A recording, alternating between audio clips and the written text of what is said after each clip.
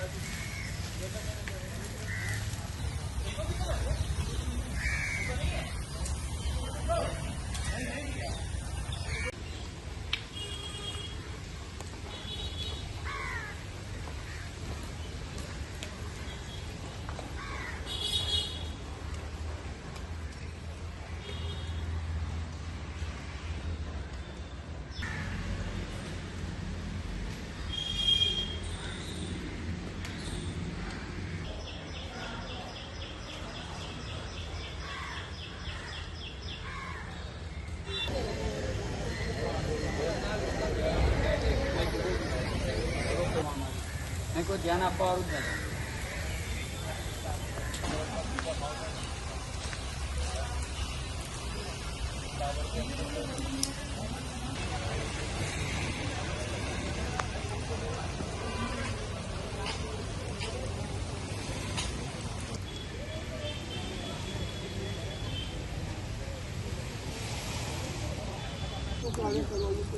અહીંયા આવવાનું તો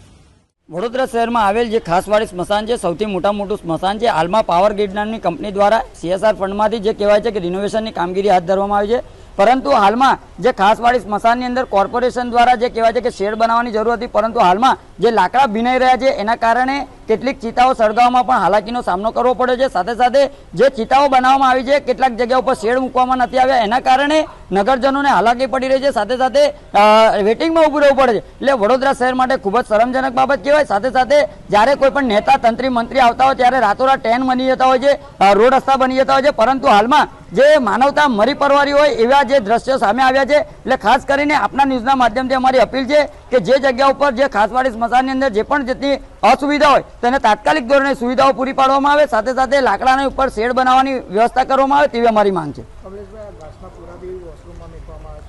હા, ચોક્કસથી હિન્દુ શાસ્ત્ર પ્રમાણે જે પણ આપણા સાધન સામગ્રી હોય છે, આ તમામ જે કહેવાય છે કે હિન્દુ લાગણીને દુભાય તેવી પણ પરિસ્થિતિ જોવા મળે છે। હાલમાં જે સ્મશાનની અંદર જોવા મળ્યું કે જે શૌચાલય છે, શૌચાલયની અંદર ઘાસ મૂકવામાં આવ્યું છે, ખૂબ જ શરમજનક બાબત કહેવાય। એટલે ખાસ કરીને આપના ન્યૂઝના માધ્યમથી અમારી ખાસ અપીલ છે કે વડોદરા શહેરના જે પણ જવાબદાર વ્યક્તિઓ છે સંપૂર્ણ જાત તપાસ કરે, સાથે સાથે અસુવિધા હોય તેને સંપૂર્ણ સુવિધાઓ સજ્જ કરવામાં આવે તેવી અમારી માંગ છે।